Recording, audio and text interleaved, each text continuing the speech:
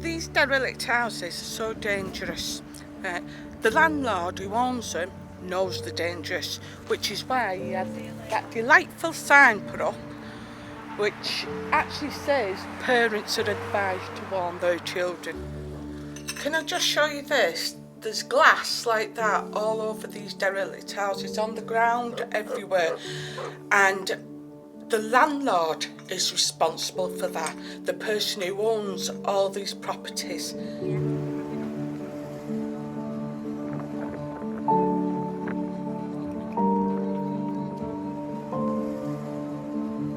It's actually affecting people's mental health issues, living with this. I know it is, it's affecting mine, and if it affects mine and I'm quite tough, it must be awful for all the young families. You know, I feel so sorry for them having to see this every day. It would appear that the job was set on to renovate all these, and the job's been abandoned, as it appears so has the rest of the estate. There's a feeling of desperation really, of what's the point, and why try and do anything? Brings everything down to a base level, simple as that. It is depressing. I mean, I have to look at this every day. I've lived here for about 6 years, and these were like that before I moved here. These houses here were all done up, you know, just as I moved in. So the prospect was that since these were being done, these were also going to be done, and it was going to look a little bit nicer. As you can see, that didn't quite work out. My thoughts on all of this is that there's a very rich man who owns all these properties, living in London. He's not bothered by this. He doesn't care, and he needs to care.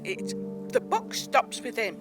Yeah, I mean, people are in the situation where they desperately want to be able to win better conditions for themselves and their kids, but that requires them to stand up to someone who has the power over them, whereby he can take away their homes. And I think people feel frightened. They've been threatened with eviction, so people are in an incredibly difficult position.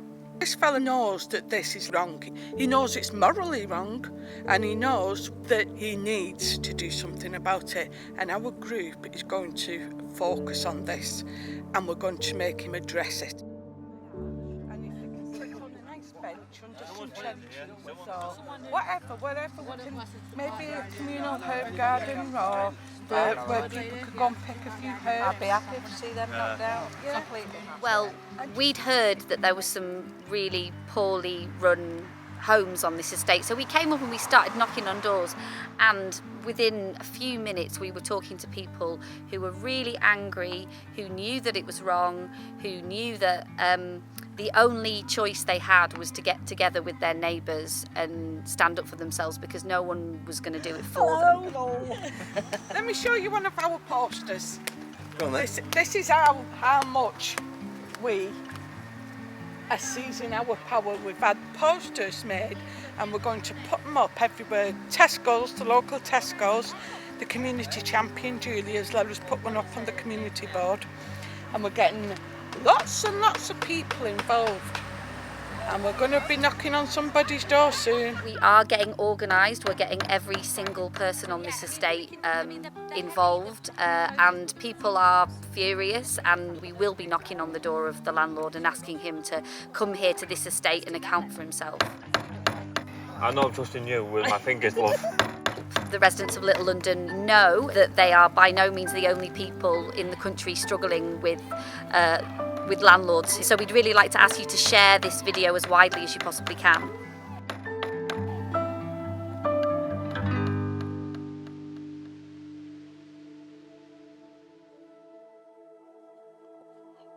We're at the Wesley Centre in Maltby. Now, this is a community meeting for all the residents in Little London, and we're hoping we have a really good turnout. I feel that we will. We've been constantly canvassing, and actually me and Aaron went round in a car this morning with a megaphone telling everybody to come here. And, you know, Aaron's not quiet, and he had a megaphone, so I think everybody got the message. She shouts at them all. I headbutt through brick walls, and then he judges them with his gavel at end. It's Judge Len. So no further ado, we have some testimonies, and the first person I'd like to bring up here is Mickey. So I couldn't be any happier. This is absolutely 100% what I'm happy doing. And it's not just for me, it's for all of you lot. Because without you lot, I'm only little power for Little London. But you lot, every single one of you here now, makes this a big power for Little London. Thank you very much for your time. Part of the reason why I want to talk to your lot is because I represent the people that aren't here. All the ones that are sceptical, the ones that think that nothing's going to get done, the ones that haven't turned up. Because that's exactly how I feel. It's like the longer this has gone on, I mean, I've been involved in it for 4 months now. The longer it's gone on, the less sceptical I've become because I've seen more and more people coming. But I said to that gentleman, no, which gentleman? You. Yeah, that's it. I said, he asked me what I thought about this, and I said, I don't think anybody's going to turn up. And look how wrong I am. A lot of the people I can see here, you all live on back of us, and you've got a nice street, but it's affected by our side. It's got to be a point now where we all turn around and say, right, listen, council, landlords, this isn't a request, this is going to happen. You make it better for the sake of our kids and our grandkids, and for us to live. Right? Thank you very much, everyone. We do care. Just because we're not, as I was once told 30 years ago, doesn't involve you, doesn't affect you. You don't live in the flat tops. But as far as I'm concerned, we live as a community. And what affects you affects us and vice versa. Because that's what we are as a community. You've come here and you've listened to what we've said so far. It just shows that we are growing and we will be able to do something about this. I'm getting more and more confident that we're going to win this. Absolutely 100%. Had the meeting and it was fantastic. We had an amazing turnout, people we've never seen before, probably because of Aaron with his megaphone this morning hanging out of my car, who now know about it and turned up to the meeting. There was a fantastic, positive atmosphere and we all feel energised and ready to take on this battle, and we will win it. The first time today I met a lady called Denise who lives on Arnside, not this Denise, another one, who heard the plight of a friend of mine who lives around the corner, and she walked up to me and she asked me where they live. She then said, tomorrow I'm going to go to, I've never met this lady before, Supermarket. I'm going to go to Tesco's and buy them some shopping. Now, if anything, if there is a word for or description of community spirit, that is it. This is the epitome of community spirit. It is, absolutely.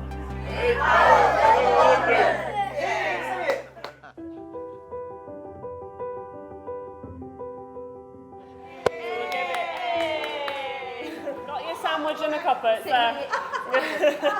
Last Saturday we had first public action where 30 residents came together and agreed their demands. And now off the back of that we're taking a letter signed by 60-70% of the residents on the estate down to the head of the council at Rotherham Borough Council, Councillor Reid. 5, 6, 7, 8, Rotherham Council, don't be late. Asking for a meeting for him to come down to the estate to meet residents, to have a walk round, see what the problems are, and then to sit down and have a meeting with everyone. The biggest issue for all of us is obviously the derelict houses. We're fighting against the man who lives in London who don't give two tosses about us, whereas you're the man with the power to turn around and say, right, get this cow sorted out. It's breaking families up, it's causing crime, it's squalor is unbelievable. It's not even good enough to call squalor. We need some action now, not just words. And what we'd like to invite you to do is come for a walk round with you. You won't get lynched, I promise you. If there is some statutory rules, some legal rules we can use to regulate and force this guy to be doing the right thing that benefits other people in the community, we need to be looking at that, don't we? Because that's one of the things we can get hold of as a council to do it. I will absolutely come up and see you and absolutely come and see what's happening and have a cup of tea and see if I get lynched while I'm... Thank you. Take care, sir. Nice to see you. Thank you. We had a little a bit of an encounter with him today. It was all very friendly. When he sat there saying, well, I can't do this because we can't afford it, we can't do that because of whatever reason, that's potentially going to be quite a lot more antagonistic. For us as a group to be introduced to the local council and go straight to the top is brilliant. It's bigger than just one person. This is an entire community getting together and being the group of people that a community is actually meant to be. I've always been on the outside of these communities and looked in on them and thought, you know what, those people are actually happy and, you know, they get on really well with each other as their neighbours. You know, being a part of something like that, that's pretty special. That's up there, man. And people are beginning to harness the hope that this time we are going to achieve our aims. We're going to aim for the moon, and even if we don't hit the moon, we'll still be among the stars and people's lives will be better. Glorious God and the troubles we face, please take your time to see our case. We pay our taxes in every way, yet we still live in squalor every single day. From all our hearts in union we say, Little London, we fight for you every day. Woo! And where we come from, we all ever so miss. So please, council, stop taking the mick. Big power for Little London. People power is struck again.